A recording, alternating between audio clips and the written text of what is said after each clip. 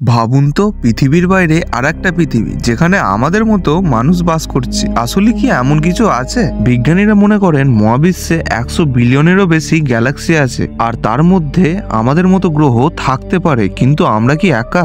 NASA এবং অন্যান্য মহাকাশ সংস্থাগুলো কেপলার জেমস বা ওয়েব স্পেস টেলিস্কোপ দিয়ে খুঁজছে যা বসবাসযোগ্য গ্রহ।